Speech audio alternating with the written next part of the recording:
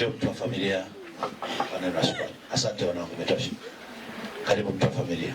Jeshi la polisi mkoa wa Mbeya limefanikisha operesheni maalum iliyopelekea kuuawa kwa watuhumiwa waliodaiwa kuhusika na utekaji na mauaji ya kikatili ya Shairoz Michael Mabura mwenye umri wa miaka 21 na aliyekuwa mwanafunzi wa mwaka wa kwanza katika chuo kikuu cha Mzumbe ndaki ya Mbeya kitivo cha sheria.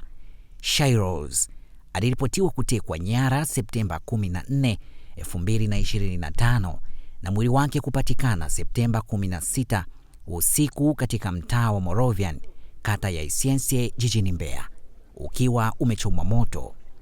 Uchunguzi uliofanywa na polisi uliwakamata watuhumiwa watatu: Marwa Nyahega John mwenye umri wa miaka 25, Edward Christopher Kayuni na Webista William Mwantebere mwenye umri wa miaka 27, ambao wote walikiri kupanga njama za kumteka kwa lengo la kujipatia fedha kutoka kwa baba yake Dr. Mabura Michael. Pata kupitia kwenye simu yao, watekaji walinipigia simu kwamba unamfahamu mtu fulani ambaye ni mtoto wangu, jina lake likatajwa.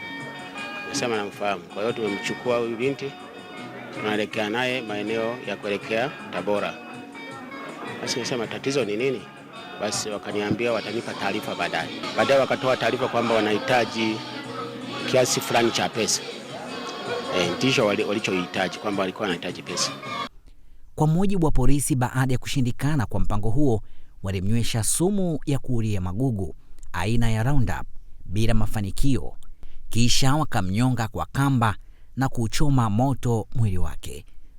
Walimnywesha sumu ambayo ni dawa ya kuulia magugu mashambani aina ya Roundup. Kwa hiyo iliposhindikana kuondoa uhai wake, waliamua kumnyonga kwa kamba hadi kufa. Mnamo Septemba 27, 2025, wakati wa operation katika kijiji cha Charangwa wilayani Chunya, watuhumiwa Edward na Webista walijaribu kukimbia na kuwashambulia askari kwa kisu. Polisi walifyatua risasi za tahadhari, lakini walipokaidi amri walijeruhiwa kwa risasi na kufariki dunia wakipelekwa hospitalini.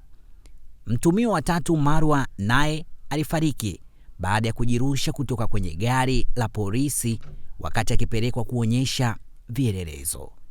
Katika upekuzi, polisi walipata pingu 2, vitambulisho feki vya JWTZ, simu zenye picha za utekaji na mawasiliano yao, pamoja na taarifa kwamba wakati wakimpa mateso Shairoz Michael Mabura na kumrekodi kwenye picha mjongeo na kumtumia baba yake mzazi ili atoe fedha nyingi, alimkata binti huyo kidole cha mkono wa kulia, na baada ya mauaji hayo kidole hicho pamoja na nguo zake za ndani walizipeleka kwa mganga wa jadi na mganga wa kienyeji maeneo ya Isiense jijini Mbeya kwa ajili ya kuwafanyia zindiko ili wasibainike na wala wasikamatwe na jeshi la polisi au mtu yoyote.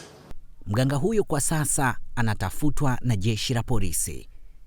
Jeshi la polisi mkoa wa Mbeya limeonya vijana na wananchi kwa ujumla kuacha tamaa ya mali kwa njia za haramu na kusisitiza kuwa uhalifu hauripi na mkono wa sheria utawafikia popote pale watakapokuwepo. Marehemu Shairoz Mabura Mahande alizaliwa tarehe 25 mwezi wa 12 mwaka 2004 katika hospitali ya wazazi Meta iliyopo jijini Mbeya. Marehemu Shairoz Mabura Mahande alizaliwa tarehe 25. Ripoti ya Media Wire Express, habari fupi mahiri kwa Afrika. Mimi ni Joseph Isangura. Katika hospitali ya wazazi Meta iliyopo jijini Mbeya. Siku Shairoz anazaliwa, tulikuwa nje ya hospitali, mimi, mama na mdogo wangu, na baba mdogo alikuwa China. Mzaliwa wa kwanza siku zote ni malango.